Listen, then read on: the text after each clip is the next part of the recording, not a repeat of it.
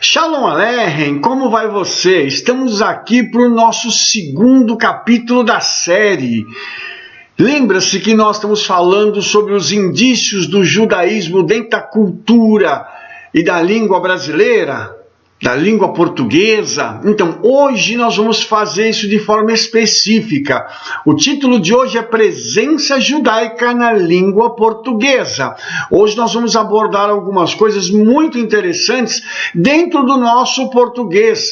E nós vamos tratar de alguns assuntos, primeiro históricos, e depois nós vamos passar à prática, para me mostrar para você que determinadas expressões elas têm um fundo judaico muito forte dentro da língua portuguesa. Então, o objetivo desse vídeo é apresentar essas influências judaicas da língua portuguesa. Então, nós vamos pegar as expressões mais conhecidas, com vocábulos, expressões idiomáticas, e nós vamos mostrar isso que veio na bagagem cultural dos judeus marranos e dos cristãos novos, tá? Para o Brasil. Então a gente vai perceber como na colonização do Brasil eles se utilizavam de termos que eram termos conhecidos deles lá em Portugal e depois na Espanha, e que vieram para cá e passaram a popularizar esses termos entre nós. Tá? Então, há uma significativa probabilidade dos brasileiros descendentes de ibéricos, principalmente os portugueses, terem alguma ancestralidade judaica. Isso nós falamos no nosso primeiro vídeo, né? Nós não podemos afirmar que 100% são descendentes, mas nós podemos afirmar que uma grande parte deles é descendente de judeu. Tá? Então essa base histórica é a imigração maciça dos judeus que foram expulsos da Espanha em 1492 para Portugal, devido àquela contiguidade geográfica e às promessas não cumpridas do rei Manuel I, que traziam a esperança da sobrevivência do judeu. Ou seja, o rei fez muitas promessas, Manuel I não cumpriu, eles foram expulsos para Portugal. Depois em Portugal eles foram expulsos de novo, né, como cristãos novos, aí como cripto-judeus, mas naquela época eles já eram tantos que eles chegaram a de 20 a 25% da população de Portugal. Para você ter noção de quanta gente foi expulsa da Espanha para Portugal. Então, isso fez com que a nação portuguesa inchasse, né? Você já imagina 20 a 25% da nação a mais de gente, além da despesa, tá? Houve também a entrada de dinheiro, porque os judeus, como eles eram muito ricos e eles sempre trabalharam muito bem e geraram muita riqueza onde eles foram, havia uma contrapartida nessas questões, tá? Então esse termo sefaradim, que vem de Sefarad, da Espanha ou da Península Ibérica, eles procuravam refúgios em países próximos ao Mediterrâneo, né? Aqueles que conseguiam fugir. Foram para o norte da África, para a Holanda, e depois alguns vieram para as recém-descobertas terras, no além-mar das Américas, procurando escapar da Inquisição. Então, o Cristóvão Colombo, quando ele colonizou a América, descobriu a América, né? Ele também descobriu a América junto com alguns judeus espanhóis que estavam nas caravelas dele, e assim como Pedro Álvares Cabral, quando veio para o Brasil, nas caravelas tinham judeus portugueses, tá? Então, quando a gente compara sob o ponto de vista cronológico, nem sempre nós lembramos que enquanto no Holocausto, na Segunda Guerra Mundial, ele foi tão devastador que matou 6 milhões de judeus, a Inquisição durou séculos, tá? Pelo menos 3 dos 5 da história oficial do Brasil, isto é, após o descobrimento, ou seja, a Inquisição esteve aqui de forma taxativa, de forma bem presente, e depois ela começou a fazer parte da história do Brasil veladamente. Tanto que os judeus, muitos ainda hoje são perseguidos aqui no Brasil, não de forma direta, é lógico, mas de forma indireta. Ainda existe muita gente que tem ódio de judeu, ainda tem muita gente que diz que não gosta de judeu por uma série de fatores aí, inclusive fatores históricos, tá? Que nós vamos abordar durante essa série, tá? Então, tantos séculos de medo, de denúncia, processo e morte geraram um ambiente de terror para os judeus e os cristãos novos do Brasil. Por outro, esse antissemitismo que era evidente ou subliminar, ele permaneceu arraigado na população, inclusive como uma questão de autodefesa e proteção. Disso eu posso testemunhar.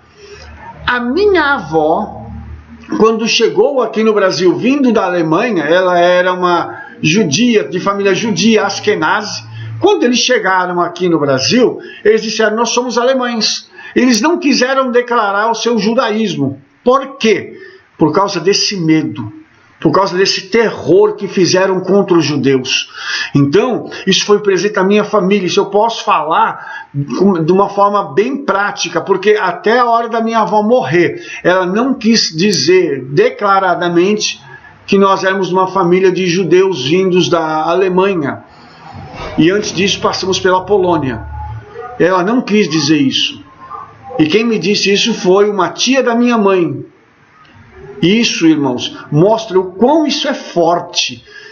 Na hora que a pessoa imigra, ela vai para um outro país, mas ela vem por causa de uma perseguição por conta da sua raça.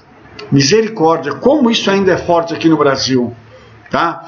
Então, uma das características do comportamento dos cristãos novos que eram suspeitos de judaísmo foi procurar ser mais católico que os católicos. Então eles estavam buscando sobreviver à intolerância, fazendo o quê?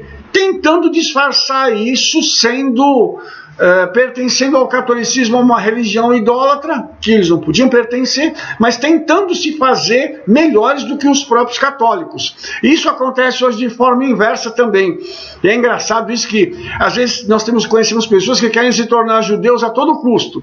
Então eles querem obedecer mais a Torá do que os próprios judeus. E isso é engraçado porque no judaísmo é ensinado que as mitzvot, os mandamentos do Eterno, eles são obedecidos de forma gradativa. À medida que você vai assimilando aquele mandamento, você vai obedecendo e vivenciando. Mas tem gente que quer obedecer tudo de uma vez. Também isso é um resquício histórico e comportamental dessa pessoa que quer agora ser judeu porque descobriu as suas raízes judaicas. Isso é muito interessante. A citada alternância entre as vidas assumidamente judaica e marranas, quer dizer, vivia com um pé lá, outro cá, né? Como dizem os nossos antepassados, praticando esse judaísmo em segredo, com esses costumes variados e todos eles camuflados, né? Gerou comportamentos e aspectos culturais que se arraigaram à cultura nacional. E isso tem muita coisa interessante que a gente vai ver ao longo dessa nossa série, tá?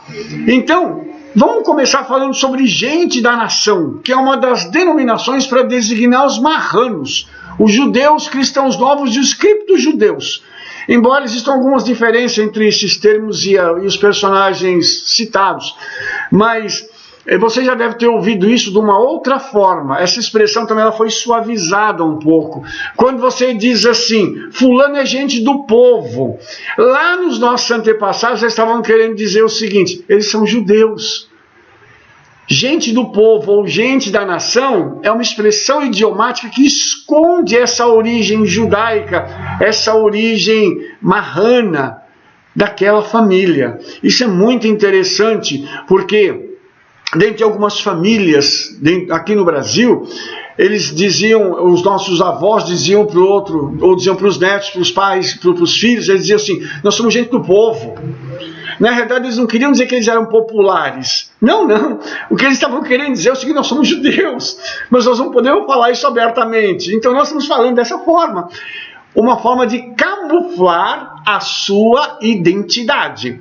Os cristãos novos, então, foi uma denominação dada aos judeus que se converteram em massa na Península Ibérica nos séculos 13 e 14.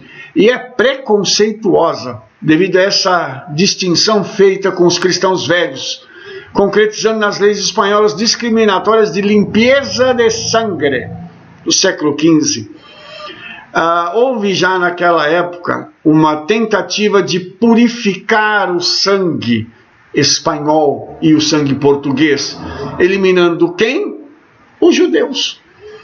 Isso não soa familiar? Para quem sabe o que aconteceu na época da Segunda Guerra Mundial, Adolf Hitler queria um sangue puro, ele queria um sangue alemão puro, ele queria limpar a Alemanha de toda a influência que viesse de fora da Alemanha, ou seja, ele estava falando dos judeus, essa limpeza de sangue, essa purificação do sangue, visava colocar todos aqueles que não tinham origem naquela nação para fora, ou então eliminando essas pessoas, simplesmente matando-as.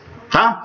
Os criptojudeus, então, eles eram esses cristãos novos que mantiveram secretamente seu judaísmo. Então, gente da nação ou gente do povo era a expressão mais utilizada pela Inquisição e os marranos, como eles ficaram mais conhecidos. Só um detalhe, essa palavra marrano significa porco, tá? Para você ter noção de como isso é sério. Como foi sério eles chamarem os judeus de porcos, tá? Então, embora os judeus tivessem que se converter e tal, muito poucos deles voltaram ao judaísmo, por esse medo, por essa opressão que eles viveram e pelas histórias que os pais contavam. Então houve esse temor dentro do seu coração e poucos deles retornaram ao judaísmo. Marranos, na Santa Inquisição, Terror e Linguagem, de Lippner, publicado em 1977, ele apresenta essas definições. Isso aqui agora tem a ver com a língua hebraica. Tá? Então, marranos, as derivações mais remotas e mais aceitáveis sugerem a origem hebraica ou aramaica do termo. Mumar, um converso ou um apóstata. Então eles eram chamados de marranos também, por quê? Porque eles tinham se convertido, eles tinham abandonado, eles eram apóstatas, tinham abandonado o judaísmo, né? Ele vem da raiz hebraica mumar, acrescida do sufixo castelhano, que derivou a forma composta munrano, abreviado marrano. Tratar-se-ia de um vocábulo hebraico acomodado às línguas ibéricas. Aí tiveram de fundir duas palavras, tá? Para poder criar um novo termo, um neologismo, e através disso identificar os judeus. Também, Marit Ain, aparência, ou seja, cristãos apenas na aparência. Pareciam cristãos, mas na realidade eram judeus. Mar Anus, homem batizado à força. Mumar Anus, convertido à força. São contrações de dois termos hebraicos, mediante a eliminação da primeira sílaba. Anus em hebraico significa forçado, violentado. Então, nessas pessoas que eram os marranos, eles tinham de alguma forma sido violentados na sua liberdade religiosa, na sua crença, para se tornarem cristãos. Por isso, em hebraico ou no aramaico, né, eles eram chamados assim. E a origem, a etimologia dessa palavra não deixa dúvida do que aconteceu com os nossos antepassados. Vamos ao exemplo de influência hebraica na nossa língua. Exemplo, azeite.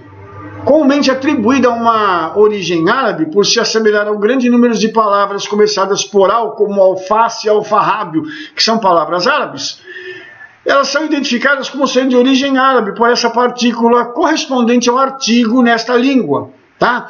Porém, o artigo definido em hebraico para essa palavra é e azeite significa literalmente em hebraico azeitona. Então, a palavra azeitona vem de zait em hebraico. Entendeu? Então, essa palavra azeitona, olha que interessante a origem dela. Da onde ela vem? Do hebraico junto com o artigo definido. Olha que interessante isso aqui. Então, apesar dessa presença judaica em tantos séculos, né, aqui no Brasil, em Portugal, essas perseguições resultaram também em exclusões vocabulares. O que significa isso? Que essa maioria dos hebraísmos, né, chegou ao português por influência da linguagem religiosa, tá? Particularmente da Igreja Católica, fazendo escala no grego e no latim eclesiásticos, quase sempre relacionados com conceitos religiosos, como aleluia, Amém, bálsamo, cabala, Éden, fariseu, Hosana, jubileu, maná, Messias, Satanás, Páscoa, querubim, rabino, sábado, serafim e muitos outros. Lembrando que estas palavras citadas aqui são transliterações. Tem a tradução dela, rabino? Tem, mas elas estão transliteradas, ou seja, elas estão sendo escritas aqui em português como elas são ouvidas na língua hebraica, ok? Algumas palavras elas adotaram outros significados, ainda que relacionados à ideia do texto bíblico. Por exemplo, Babel indica bagunça, tá? Aquele negócio está uma Babel. Você sabe que o local está bagunçado. Amém. Passando a qualquer concordância com desejos. Ah, eu vou lá na sua casa amanhã. O pessoal, amém, amém. Beleza, eu vou sim. E quando alguém fica aliviado, fala assim, aleluia, ufa. Então, essas palavras elas foram incorporadas ao nosso vocabulário e ao estilo de vida do brasileiro em geral, tá? Agora, tem um preconceito também que marca palavras originárias do hebraico, que foram usadas de forma depreciativa, como desmazelo. A palavra ela vem do hebraico mazal, que significa sorte, fortuna, que depois ela veio a significar o desmazelo, negligência, desleixo. Mas malsim, que vem de mashlim, que significa delator, traidor. Zot vem de zot, subterrâneo, inferior, parte de baixo, e passou a significar pateta, idiota, parvo, tolo. Lógico que não são palavras do nosso português moderno. Essas são influências mais antigas, tá? Mas você vai perceber que na família tinha pessoas que usavam esses tipos de palavra. Olha essa aqui, tacanho. Ela vem de catan, que significa pequeno, tá? Então quem que era o tacanho? Que tinha pequena estatura, um acanhado, um pequeno, um estúpido, um avarento. Além das palavras relacionadas a questões financeiras com cacife, essa a gente usa até hoje, que vem de kesef, que significa dinheiro, né? Quando fala assim, o fulano tem cacife para bancar tal empreitada, significa que o camarada não tem dinheiro para poder entrar naquele negócio, tá? Tudo isso, para você ter noção, faz parte do nosso vocabulário diário, tá? Vamos ainda um pouquinho adiante. Existem palavras que vêm do misticismo judaico, tão desenvolvido na Idade Média. Então o estudo do Talmud e da Cabala trouxe também contribuições do aramaico, como a conhecida expressão abracadabra. Tá? Isso quando a gente era pequeno, a gente brincava, né, de mágica com as pessoas, e a gente dizia abracadabra, e fazia aparecer alguma coisa, ou fazia algo extraordinário acontecer. E essa palavra no hebraico e no aramaico, ela significa criarei à medida que falo, ou seja, eu crio com a palavra, que está relacionado a Gênesis capítulo 1, quando o Eterno cria todas as coisas através da palavra, tá? Ela também está relacionada, já numa questão interpretativa, à profecia, porque quem profetiza cria usando as palavras, tá? Isso faz parte hoje do vocabulário do nosso país, tá? Agora tem os nomes próprios que têm a origem hebraica e bíblica: Adão, Abraão, Benjamim, Isaac, Jacó, Rafael, Raquel. Então alguns desses são nomes aramaicos vindos da Mesopotâmia, como por exemplo Abraão, que é Avraham, tá? Que eles se incorporaram ao léxico hebraico no início da formação do povo hebreu. Então tudo isso aqui são fatores que demonstram a influência do judaísmo dentro da língua brasileira, tá? E aí nós vamos ver que existem também algumas práticas judaicas ou formas judaicas que encobriam os costumes alimentares, tá? Para não mostrar que aquilo era um costume judaico. Por exemplo, os judeus eram proibidos pela Torá de comer carne de porco, e ainda são. Porque ela tem cascos, o porco tem cascos fendidos e não rumina. Então ele é impuro.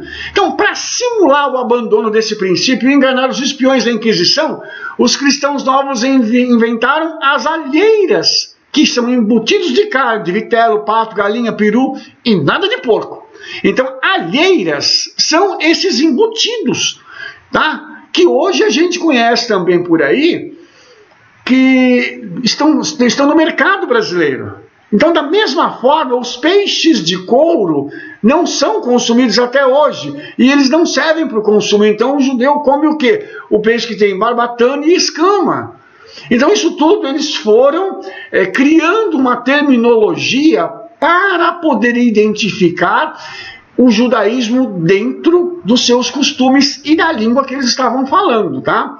Então, esses aqui são alguns pequenos exemplos da presença judaica na língua brasileira. No próximo vídeo eu vou dar continuidade e vou mostrar outras expressões idiomáticas famosas de origem no judaísmo, tá? Que o Eterno abençoe sua vida. Se você gostou desse vídeo, compartilhe, comente, passe para todo mundo aí e não perca nosso próximo capítulo, que vai ser o terceiro capítulo, em que nós vamos falar sobre a presença desses resquícios do judaísmo dentro não só da nação brasileira, como da língua portuguesa. Que Hashem te abençoe.